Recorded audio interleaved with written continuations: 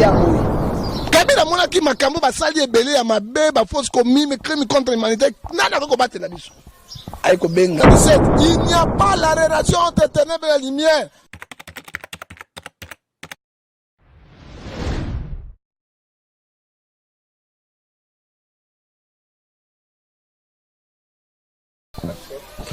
Botondi bandeko balandi ya émission Banka Télévision. Merci na batoni so bakolanda biso na etando ikepe. Merci beaucoup na Hôtel Pacific Hotel.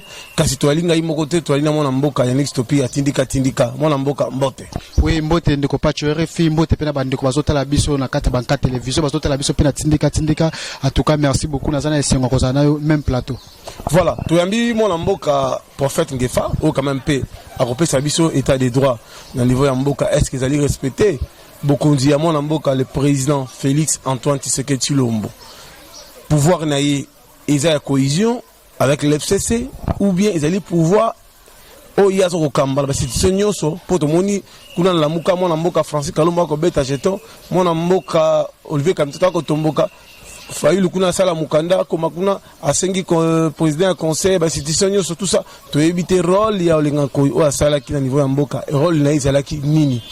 Tout le monde peut courir à niveau est insécurité sont continuer gouvernement Kobimate Jean-Pierre Bemba Gombo kuna ba discours ko sala ezali brutalement to éviter ça okende wapi vital caméra pe silence et paille mon mboka Ngefa mbote Pacho RFI journaliste oyo alobaka bosembo nkolo apambola yo na tondi ya botondi mingi koya kokuta na mwana mboka prophète du peuple alobaka bosolo. Et puis na jeune journaliste nga tindika to pasola nguma Yannick Stopira to Yannick Stopira comme na mwana ba suspect you know na kitabire ba kwate wi ba comme na suspect Zambia pambola yo vrai congolais ko la pambola to koloba mais to bana losambo parce que ngala zande pasteur to bana losambo Nzambe natiki émission yo na maboko na yo natiki Pacho RFI na maboko na yo na ndeko baye tika titolo ba bosolo écoutez pas bosolo. Tata Nzambe na lola mboka so tambolate. Le pays est un otage. Ceux qui ont intervenir te kolo to côté na bombo à 330 ans, 430 ans ya bombo ya itipeti. Yawe to tiki Congo démocratique maboko na yo ba politique so maboko na yo kolo ba yo kana baza bomoko po to tombola mboka yo. O nyoso kwa na molimu mabe ya ngoto bob ya kokanga démocratie, état de droit to continuer kana dictature. Yawe to na basodate. Toi mindu kite toi pe na mbongo te akutana yo parce que yo lobi Romains 6:23 les saïds du péché c'est la mort. Oyebi Israël na 2 Chroniques chapitre 15 verset 1 à 4 na passe na bango babelela ki yon Nzambe oyoka ki pour répondre à ki bango. Israël a sorti de la République du Congo. Nkolo soto tangi Israël oye so botamaka c'est 4 pays puissants du monde dans l'économie. Mais bitumbesi la répand na bango te pour bayeba ki yesute. Mais surtout le Congo démocratique le pays le plus béni que le Israël. Mais souffrance to kente na suka wapi. Kanga batuyon se mabe zongi sa bango na nzela et c'est presque 4 pouvoirs. Il y a 4 constitutions na biso et le bamosala na ye peke ne bana pes nyonso bazo landa biso na boko na Nzambe to bana na to sukisa na yo na kombo na Yesu Masia wazali mokonzi pe mobiki sina bileko biso seko amen. Mwana mboka Ngefa tokotana na moshindo ya lisolo yango mokili kolanda pe biso iloko nini zole kala mboka na biso rien ne marche gouvernement Kobimate kuna FCC sur ba poste nyoso clé balingi bazo sous Sénat tomoni kuna alina bango FDC ndeko batu lukobo apelisi moto tomoni pe côté kuna Néhémie ils disent que pouvoir oh basimbise yango bango bazo ko diriger bango bali majorité yo en tant que molobeli pe mosali ya Nzambe okoloba boni boni Ndeko Bible zoloba na Luc 12:3 o ebomba miebi mapole na miso na bato. Parce que to na Hébreu 4 verset 3 elobi ete ata bosali nyonso nye Nzambe akobimiso ebomba na kati na bato. Tromper une peuple c'est tromper Dieu. Mboka Mboka Congo 85 millions d'habitants. On ne doit pas être en otage na quelques individus Pacho RFI. Na quelques individus, ils ont dit impossible.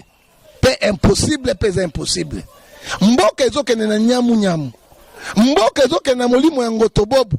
Mboka ezoke na molimo ya moboleya. ya ezotambola parce qu'on ne voit pas clair. Yango passe yango e bandela fin du monde kana Congo. Fin du monde yango ya bandeko bolanda ngaka na Congo démocratique. On ne peut pas comprendre. Au moins le président Félix Tshisekedi avec IDPS. Ndeko na ngai botika koloba pam. Président Kokaki Kosala alliance na FCCT parce que FCC a dirigé Congo pendant 19 ans de pouvoir. Kabila le président, il connaît la République. Il a manipulé la politique congolaise. Il est devenu maintenant un grand politicien. Il est comme l'enfant de Sassou. Hein? Oh, tout le monde a moyen fait. Président Iyo Azaeli. Makambo ezotambolate. Blocage na blocage. Mais tu comprends que le président Azaeli Yandengeni. Quand on a mis Moulam, on a dit l'État cabinet chef de l'État. On a besoin de passer pouvoir Rwanda. Bati pas, il besoin de passer pouvoir. Chadar, il besoin de passer pouvoir Rwanda. Est-ce que pouvoir est en est-ce que le peuple votant qui présente ce qu'il dit ou bien Bangonde va penser qui est, on n'arrive pas à comprendre. Il y a encore des hommes qui ont des conséquences. Tant qu'on a commis baleine de copa, tu es les filles, Bazali Kobunda, et Zalinde, Banzeto et Miken, et Zali, ma victime. Banzeto et Mine de Beko, Yakate, pour Elena. Les autres sont dans ces peuples qui souffrent. Tozo Kende Wapi. Les lois du Parlement. Mabunda Koti Wana comme présidente. Appuyé par FCC, qu'on parle de FCC, on parle de Kabila. Atie Mabunda. Mabunda Wana Zaki n'a 19 ans de pouvoir comme ministre, il y a un portefeuille très puissante. Très puissante, maman Wana. Il y a une mission de changer la constitution. Mission, beaucoup de monde a dit Sabino. À moi, c'est 3-7, Dieu ne fait rien, ça tout fait serviteur. Tout le monde a ma bémingi. À côté de l'élection, direct, comme une élection indirecte. Indirect, c'est l'accès, direct, c'est le peuple ne doit voter président, parlementaire, indirect, c'est le bis voter parlementaire, va voter président de la République. Parce que Kabila a tâché à cause de parce que ça, les 19 ans, Mboka Nyo sera développé en Afrique, sauf le Congo. On retrouve immédiatement le Bakati Yango. Yango Basali Yango, peuple ko fungola miso. Deux, na kati ya Sénat, hein, on a une chambre haute. Oh, le président de la président Sénat, on a intérim directement chef de l'État. Bazan on a 600. Mais elle a osé le banini. Mais depuis Nani, c'est la président Sénat, il y a Sénat, on a FCC. Parlement, Kabila a joué. Sénat a joué. Tokene ba cour constitutionnel et tokene ba président provincial Kabila na Kabila tozongi yo so Kabila na Kabila parce que Mboka ngo est dirigé par qui? Par Chilombo ou bien par Kabila. Mongala ko bisayo, ce n'est pas Chilombo qui gouverne le pays, c'est Kabila parce que yeba autorité budgétaire, c'est le parlement, deux chambres. Alors tous les décisions yaka ile kaka na lecture dans a deux chambres. Ceux qui ba boy et kolekate, ceux qui bandimi et leki. Tango bango bazai majorité. Ozo exception c'est nini? IDPS, hein? O to bengi président Chilombo, o azana otage, hein? Akosala nini? Pe akobuma pe alliance wana te parce que les accords, hein? Tango bomi alliance wana il faut subir. Mais là bisa président, yo kama wa Congo, yo kama wa peuple na yo, ozaki l'opposition, bibotu na bipete nyonso tozwa ki yango na kata opposition oyebaki hein mais lelo oyo oboyi tango bokena bino tuna accord ya Genval na uzana opposition tango balobi Faulu yenda ko représenter yo ye olobi peuple telemi même IDPS ba telemi o na se retirer pour la cause ya base na ngelobi mais même base un simple député qui ose au parlement injurier chef de l'État, c'est outrage contre les chefs et personnes qui en parlent, où est le service d'année? Et donc, on a pas tué les filles, soit de ça, il y a ton, allez, Makale et Mbibiso, on s'en s'est sauté. Quand on a pas tué les filles, sont en vérité, allez, dit, outrage contre la République. Mais oh, Anna, pourquoi? Il dépêche sa PZT. Parce que il dépêche. Kabila n'a pouvoir, il y a député, ton sénateur, il y a nan, il y a loba, à son sur ma décision, est conscient. Mais il y a un nandako. Et voilà notre sokende. Et la conclusion, pas tuer les filles, ce qui nous embête, à lobby awa, rien ne faire parce que nous sommes en otage. Le chef de l'État vient de parler déboulonnage. Ça fait beaucoup de temps. Il est aux têtes du pays. Le chef de l'État, Félix Antoine Tshisekedi-Tshilombo, c'est déjà quelques semaines, a lancé ce slogan déboulonnement. Déboulonnage. Jusqu'à maintenant, on va déboulonner quand? Mais écoute, on va débouler personnes. Moi, j'ai suivi Mende. J'ai suivi aussi Chadal. J'ai suivi aussi ex-ministre de la Justice Tamboué Mwamba.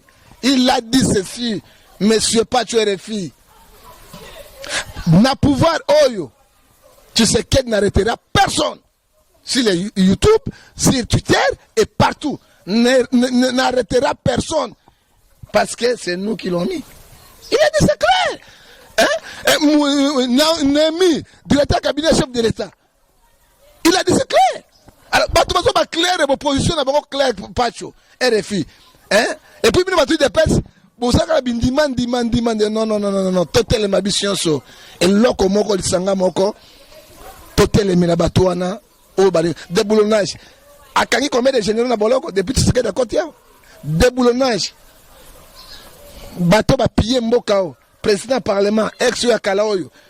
Ouais, président Yamote Mapembe, il est là, avec des millions, il est là. Kimbuta qui a détruit, Bolona Kinshasa, il est là, un milliardaire, il est là. Combien de bateaux, Yibimbongo, même à Mende Oyo, ils ont eu combien d'argent? Ils sont intouchables. Bazawana, mais aucun bateau tangoni, déboulonnage tangoni, déboulonnage tangoni, des pêches.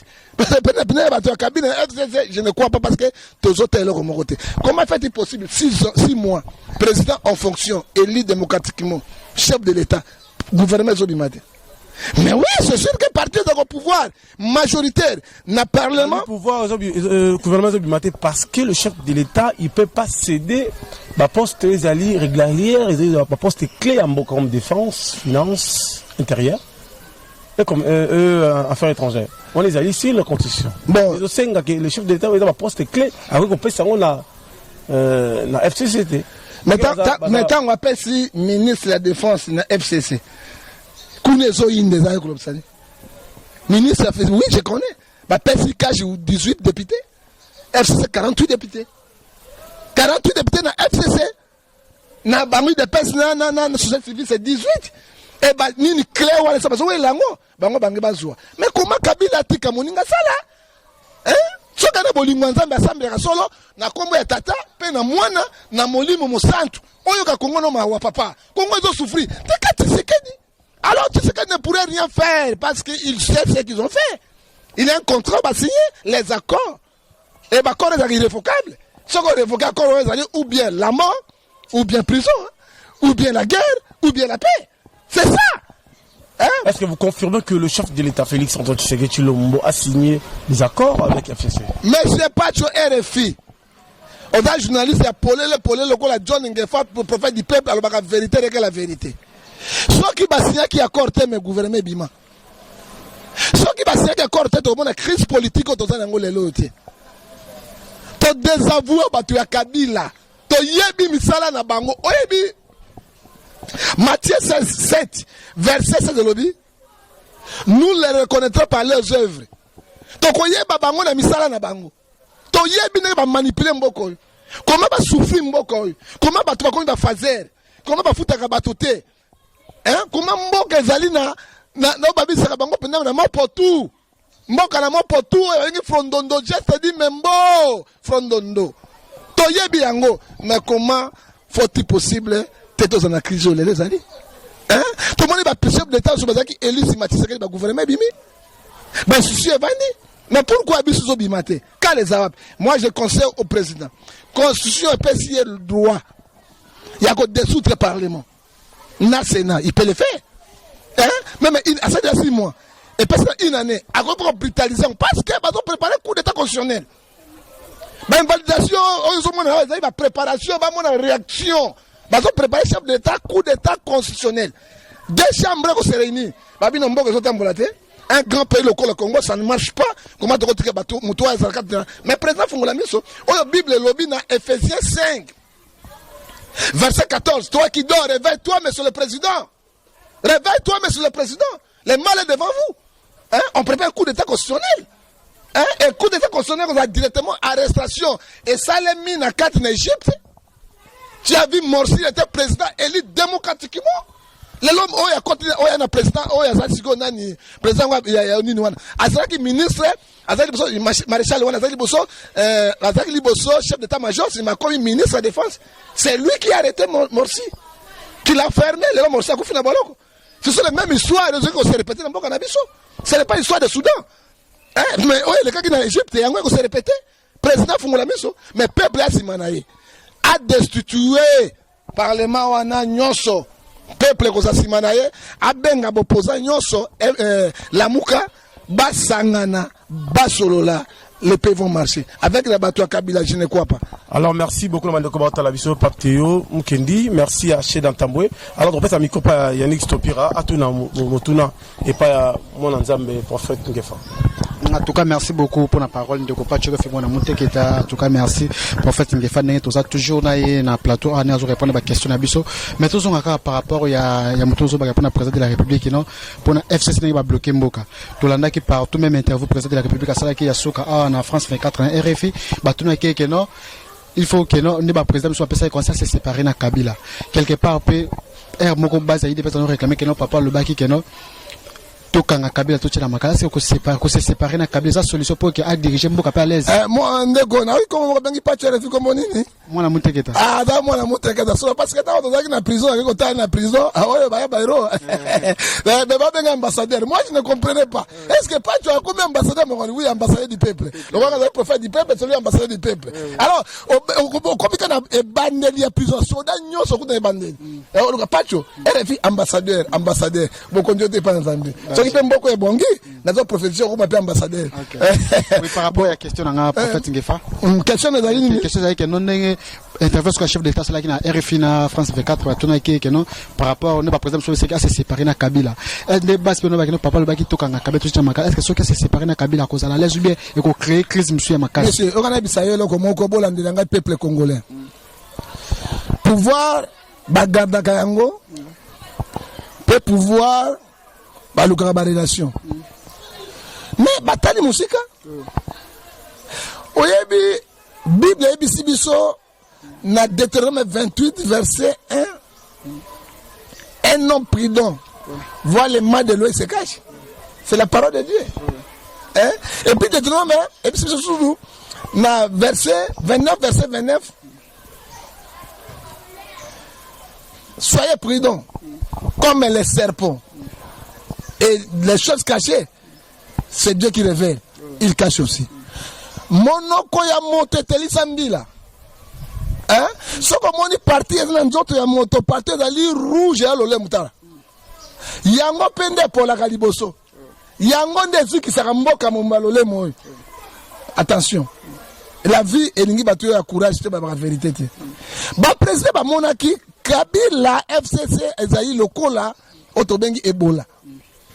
Moto yoso kimaka Ebola ata pas tu refait Ebola na ko pena pas tu refité na ko na ko contaminer nga yango ozomona ezoka tuberculose amonta se kosuko sa bwa ko nyati okozwa lokola FCC tuberculose Ebola soki ba chef d'état bazolo baboye pour le Congo et démarrer papa na oti koloba awa Bible et bisibiso na 2 Corinthiens chapitre 6 verset 14 à 17, il n'y a pas la relation entre ténèbres et la lumière. Et 17, c'est séparez-vous, dit le Seigneur. C'est la parole de Dieu, monsieur. La Bible, c'est la constitution. On y a une constitution commis, et ça, il y a quatre dans la Bible, il y a un autre qui dans le Canaan dans Zambé. C'est séparez-vous, dit le Seigneur. Dès que, Fachi, ako kabona kabila te, mboka iko décollé te, donc les gars, 5 ans, il y a aventure. Il y a mis bali de pèse. Papa Lobaki. Kichisekedi Mandela botaki bana na ye hein mais bana Mandela bazui charisme Mandela te Tshisekedi botaki bana na ye bana nyonso ba za charisme ya Tshisekedi te parce que aboti Tshisekedi le président mais aboti azui charisme la été parce que Tshisekedi le père président otozolo balelo Kabila azana CPI kala ozomona oyo peuple zolo ba de pesi batika pamba parce que soko moni mwana soso toni nzungu loba mama zana kate soko moni bowayo otobengi njombo abimi ni banda lobi ke ngando a malade ndima pour ngando na ngolo balala à côté moi quand moi j'ai vu premier vice-président de la République, il y a Parlement. C'est comme on est Nakat Kingakat na cheval. Azotambola la vie est dans la politique. Et je commence à pleurer. Qui trompe qui? Bon, quoi ça sous peuple était? Même Jean-Marc, ce sont les coopérants.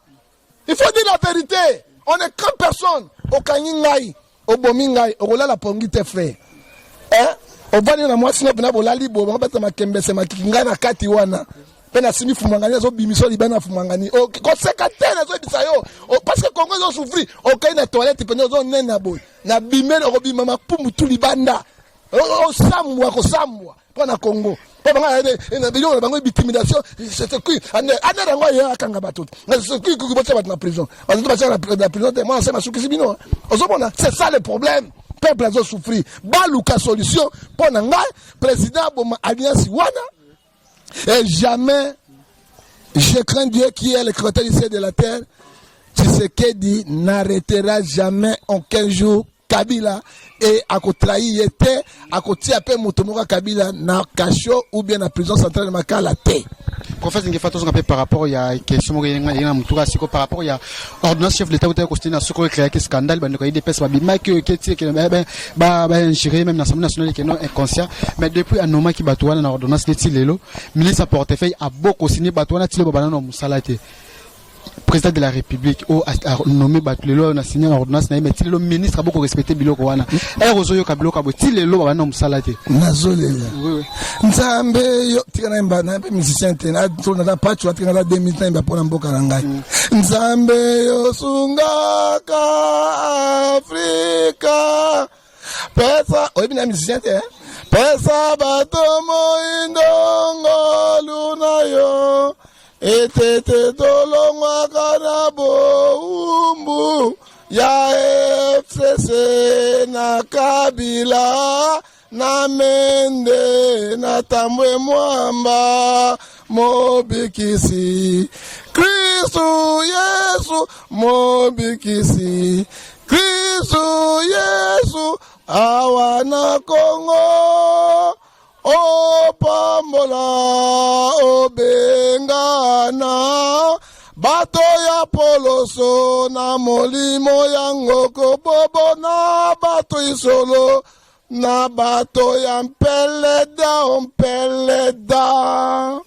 ezama wanazolela nazolela ndeko na ngai Kongo nazolela pisoli ya mutu na nzambe zo mpona Kongo nzambe yo carte na nzela moko ministre comment ko signer président zali une institution supérieure de la République président signer décret de guerre président signer état d'urgence c'est président qui nomme le premier ministre mais ce que président a signé paye au ministre portefeuille à FCC tu refuses il y a qu'à signer au sommet de scandale n'amboka président des autorités d'ailleurs à tellement à déboulonner Batouana malheureusement Batouana va déboulonner avant ça malheureusement pas tu aurais fait question à ce capé Zoé Langana Moutou par rapport il y a Lamuka bientôt là Lamuka le 20 Moïse Katumbi a convoqué réunion moko extraordinaire pour na banini ba président ministre ya Lamuka wana tout le monde déjà guerre ezalaki côté nani Martin Fala bimisa ki lettre ba bine phase la déclaration Moïse Katumbi batuni côté ba tombe ba bigete Moïse Katumbi kene côté la marche so kozelete côté chef be mana ko Lamuka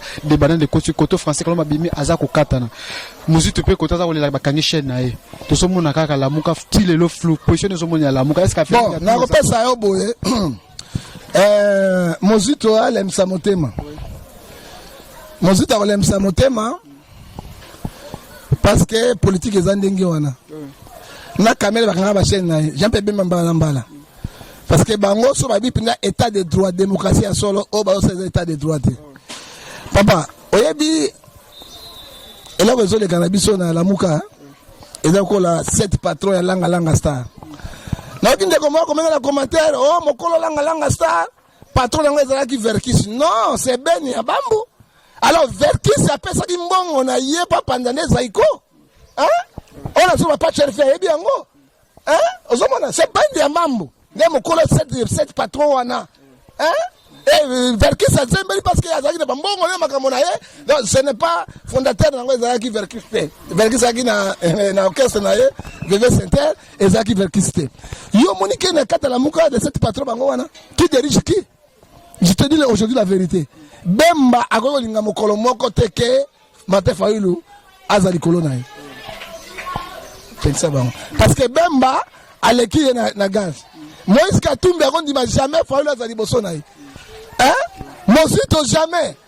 Ozomona parce que la muka ezali plateforme moko ya élection. Loko balongola ki Bemba. Balongoli Moïse Katumbi toti aye si matabongo sa makambo. Tango deja makambo e baluki et qu'on a un impact mingité. Yango zomona Jean-Pierre a telemi, Moïse a telemi, Yemo Fayulu a telemi et qu'on a la passe pour le bas ensemble parce que basé ba grand baoba na kata ba grand baoba leader moko ya minene ezali oya kolinga za liboso na mokolo na ezate mais ce que nous demandons base na bomoko ba yokana c'est Fayulu qui n'est pas réunion n'a pas boya qui déjà que Moïse Katumbi est-ce qu'il a resapé na tako qui réunion na Moïse Katumbi a convoqué bon so ki Fayulu a boy ko kende gaz ya Fayulu euti na Tshisekedi euti na Moïse Katumbi pena Bemba so ki bango ba retirer na ba militant na bango Fayulu le côté faut dire la vérité ndenge babandaki basuka hein alors ekosimba te parce que mais qui nana za l'audace Francis Kalombo yaza ina Kabila te iba traite loba kwanga la pe akoya koloba na Fayulu oya bundeli peuple euti wapi Olivier Kamitato ministre mbala na mbala qu'est-ce qu'il a fait abandi na Bemba président assemblée ministre mbala mbala a trahi Bemba hein traite li fout à traite ezali hein papa ezali Romain 6:23 batanga bango moko lelo azonge pas Moïse ako kima pe pas Moïse ako landa pe Tshisekedi ozomona tedi position ya ba police congolais batika ko tromper peuple congolais alingi na développement mboka non na ba carte au très biso na ba image ba benga ngo nini ba coquille ba pancarte ba pancarte o boso tika biso tile l'autre boy parce que le peuple congolais souffre nous cherchons nous demandons la démocratie à solo et longo na nzambe totongola mboka lokola Brazzaville bana et regarde mboka lokola Brazzaville batongi yango dans 19 ans kolega Congo c'est ça o biso tozana nyonso ezola sete mboka ezali kokufa mboka na mopotu mboka ezana virus moko ebola ekangi ba politique biso so moya ko démarrer zate. En tout cas merci beaucoup na prophète Ngefa pour na miado na biso merci à Rife qui sont na Londres merci à Papi Kelly merci à Mami Lese Matondo en tout cas botala toujours émission toujours continuer ndeko pa tu fimo na muteke tamona mu valeur pa tu fimo loba et pas na yo. Alors merci à Sopira merci na bato botala biso na Tindika merci à Maman Chela Tamboué merci beaucoup à Ginette Boula Zolanda biso na Londres pe Daniela Kamonia ton kota sur la mozindo ali solo yango on lobby que cache ça la combien n'a pas réalisé 16 ministres il faut un vice-ministre dans la combien non 18 ça veut dire n'a pas vice-ministre dans la carte mais Kabila est moko azui 48 azui 48 ministre à vice-ministre est-ce que mandataire ba ni ba kabolate mais ya ko zope belete kaka ndenge moko alors ba ko kamate ke ba ministre akala ba mende bazongi ba ni ko kamate parce que pesa ba liste na bango alors mboka ngoko tourner bongo pacho. Alors, Mokele Rota Pébiso, Tchomoni, le chef de l'État, bah, il nommé quand même la poste de Mouya bien, en tant que président P, il y a Afrique centrale, pour Nayo, Théopé, ça fatigue tant, ou bien il doit frapper, il doit déboulonner dans un moment où bientôt c'est là, après publication, il y a gouvernement. Oui, bien, le président Fatih a été mingi. Parce que Kabila le père tant à Kota qui a saki 2 ans, Tamoula qui était au Congo, à moi qui misère congolais. Voyez, Pamba non, bago piégé. Monde des aides le compliqué. Hein, ba drone comment ba drone militaire. Et Zali bago piégé avion mo basi ça pas mutona kende. Mutambongo basakana na été pas tuer les filles. Azomona, toko tiki la président tante, tant que tiki la temps bango basa s'organiser. Il faut déboulonner, mais déboulonner on tozomona.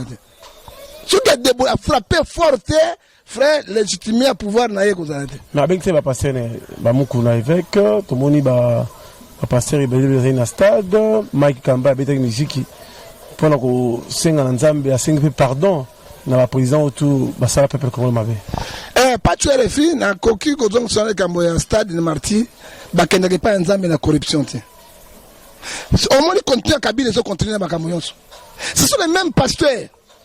oyo bazali kokozwa mbongo Kabila vivante Kabila za wana mama Olive oyo bakana kozwa tosala boye tobondela mpona yo mboka echange mboka kozwa 50 de pouvoir lelo babalokeli Kabila petro awangani Yesu comment so bato akende église kosambela bino bokanga ba église nyonso ya ville ya Kinshasa boye biso bapasteur ke soko oyo na 100 personnes 1 million de francs congolais oyo na 100 bapesi moto moko 10 000 francs.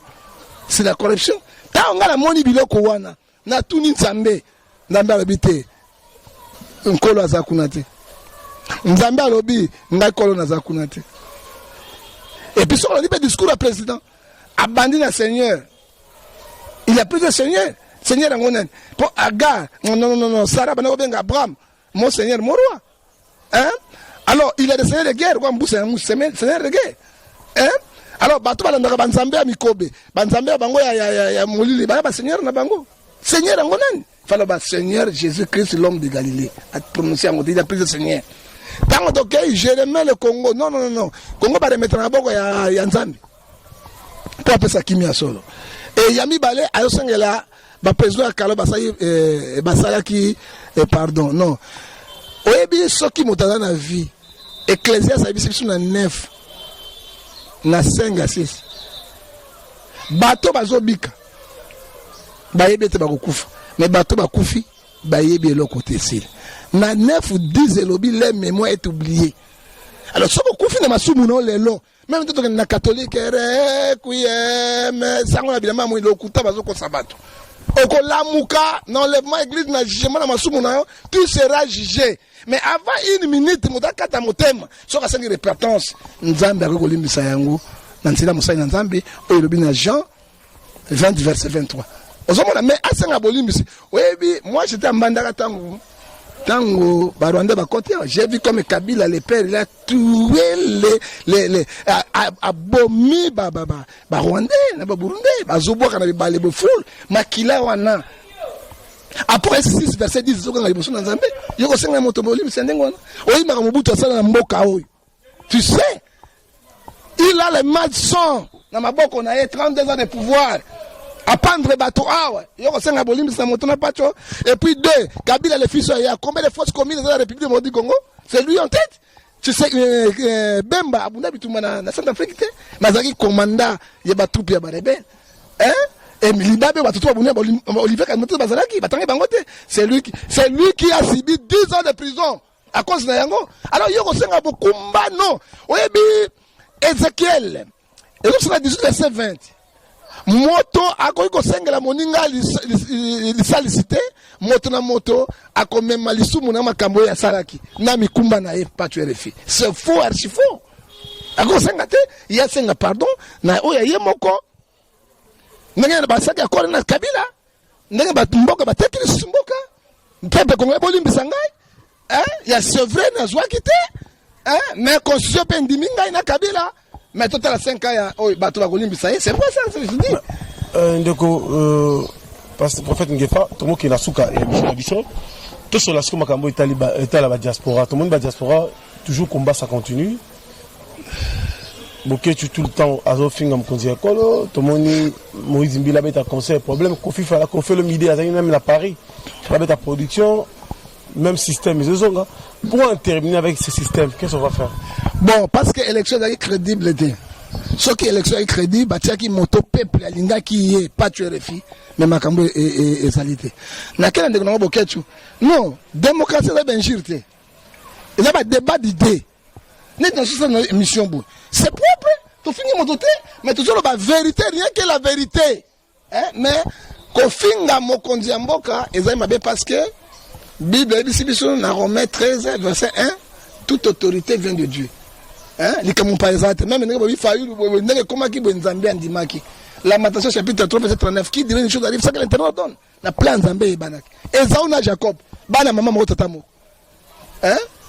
Isaac akoyi mokolo mi sekufi alinga tika bénédiction abengi mwana liboso kono bo manyama conditionné na lié na pambola mama yo ki abengi Isaac yo linga zamba te zwa meme boma ina lamba ozwa lamba Esaú otia tozo bakunza wa benga poale benga na lingala solo kunja ok tojo bankunza wana na tiango na ozo seka peut-être lingala solo ba candidat yango pour aller tebino ba français pour aller yebsanga lingala pour aller na lingala ni ozo mona to tatia bakunza wana aju bakunza tie njoto mobimba alors tanga ya pese biloko ai lobi eza lobi papa za ba mi mapapa ko kamongo na ngako blaka baby et la kalima beza ou ekwe pa ina ngai ya Jacob ekwe pa ina ngai moi du courage la vie appartient au courageux mon cher ami pas tuer les filles akeke apesi papa on a autre jambe papa aller embrasser ava benabi na yoki solo na ezau mais mungungu na ezau te na mami na yoki bakunza na ezau na nzoto mais mungungu ezau te a bénir si ma ko bénir quelques minutes ezau papa na autre jambe mwana na ngai na sa pamboli moto yaki liboso na kopesa mapamboli 2 fois te c'est comme la politique monsieur 2011 ici so ebaki moto azwaki c'était même pas kabila ye matos atika mama livre 2011 Tshisekedi de père abimisi ma gouvernement na limité 2018 moto azwaki mais tant on continue en mboka pesi moto na maso ya plan Nzambe to pesa chance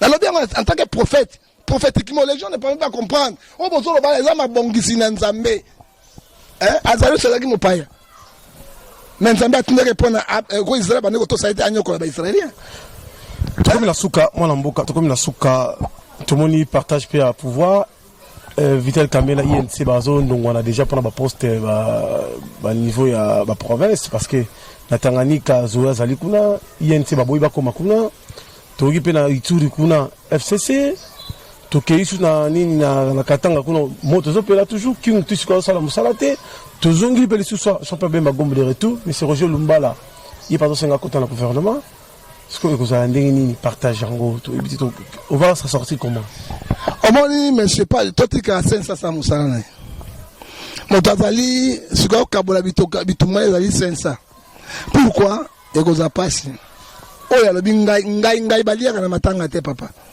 yo mona bokana fete mo lenga ngai bato banga ponso na lenga ngai na olia musutemine koma ngai ndoko ya kongeza di ngai Vital Kamela ne loko moko ako prendre bato wate ya ombo kota ba Vital Kamela kaka bango ba kombo na tiska est-ce que penza ba ko bomo mokili tremblement de terre bato ba sili kaka bango ba tikali ba kombo na de ba komo suko bimakati nango te quelle sorte de pays on moni président Magashi un jeune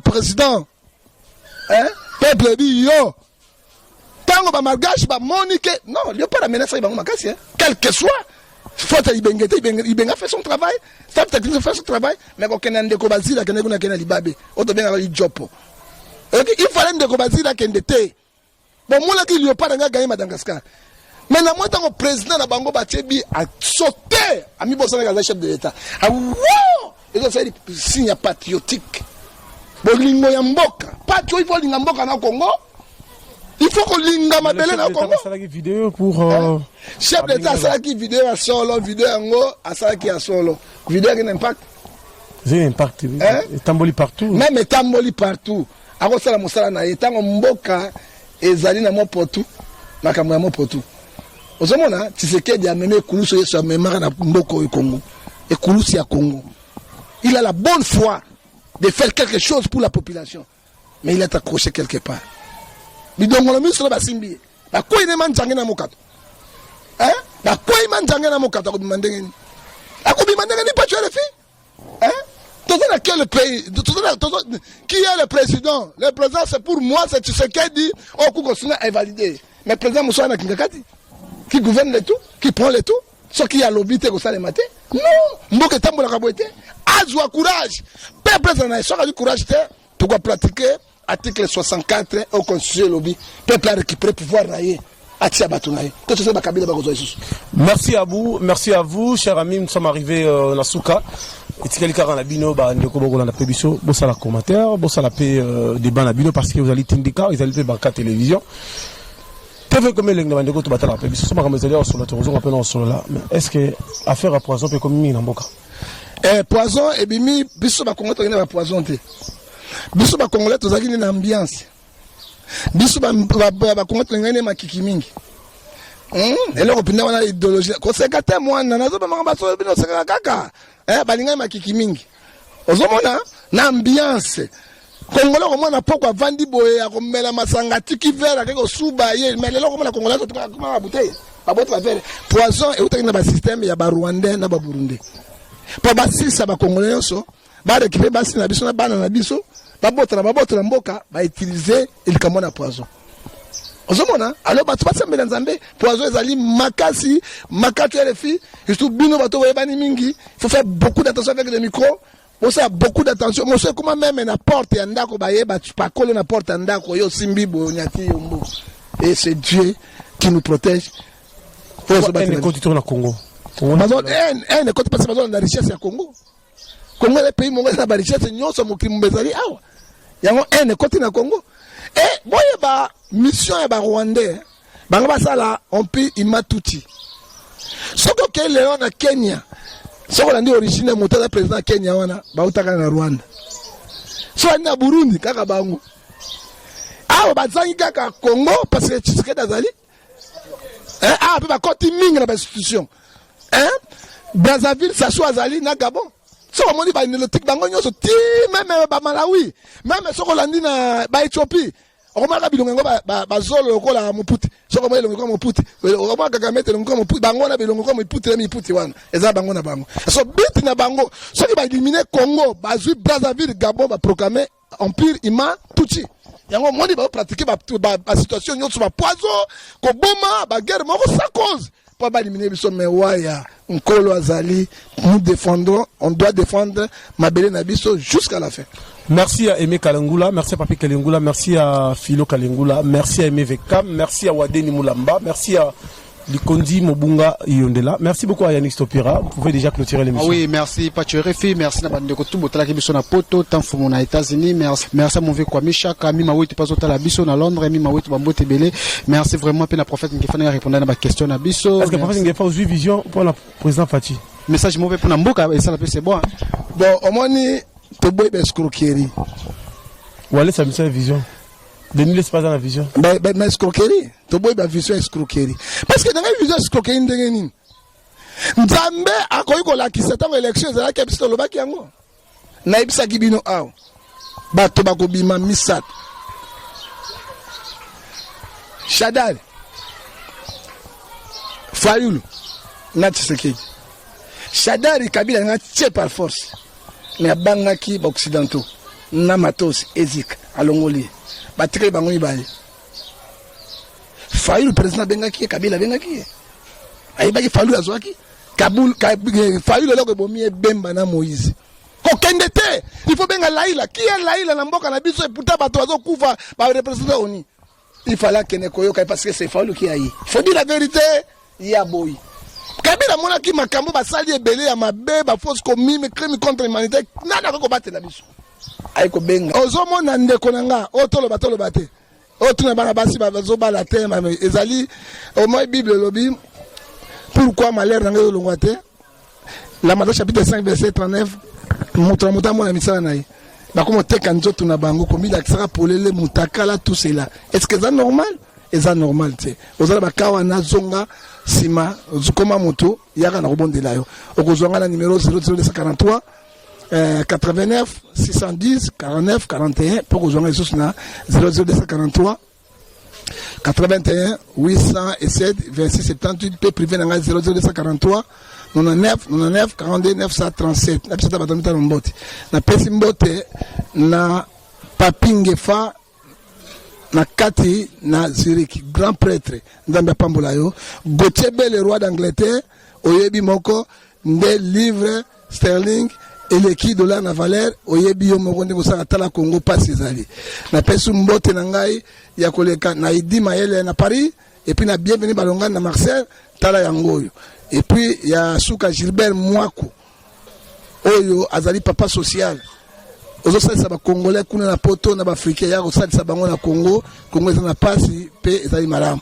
et na Suka na pesi na papa na ngai mama na ngai baza na Suisse mbote pe mama na ngai mwasi na ngai mama Brigitte Ngefa o pesa sanga mwa mwete o ye lembo soki oboyi sala mokili na yo mokili zaka moko ya nzambe apambola bino.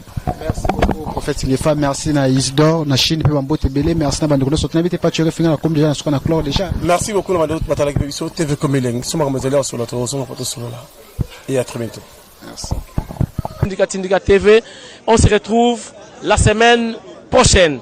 Bye bye. Nous avons lancé appel ezali recherche ya bana na biso babunga ngai papa leki na bango Benoît Kayembe naza koluka bano na kombo ya Lucie Kankou et Kenda Thérèse bana ya le défunt monsieur Athanas Chimbalanga et madame Ngalula yepe Moui tata mwasi na bango kombo na ye Bakajika Henriette na Bandal lelo aza prophétesse na église ya Bima na noko na bango Mouya ya Medar yende amema bango na Canada.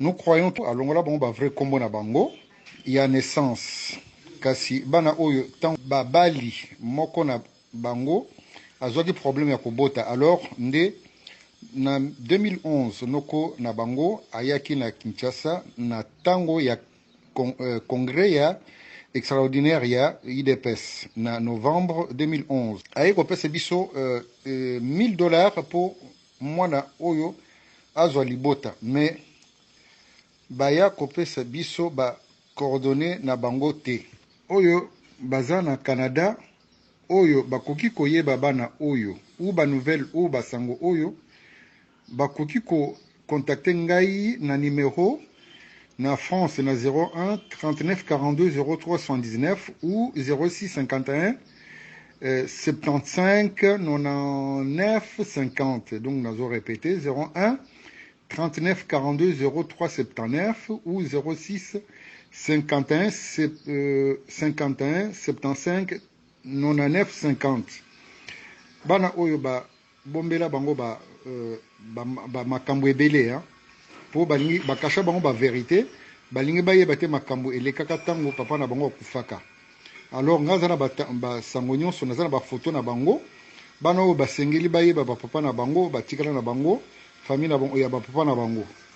Donc ça c'est la deuxième nazo sala communiquer oyo bandiko na biso soki bozwi ba sango oyo bo contacter bana oyo ou soit botindela numéro na bango ou ya bino na contacter pour tout en contact na bano ngana vivaka na France donc naza na besoin tout ça bani minité na bango mais j'ai besoin que baza bana na biso to yebana na bango ba mona biso to yebana. En tout cas moi récompense kozala na mutunyo so resel biso pour tout retrouver bana biso wana. Merci.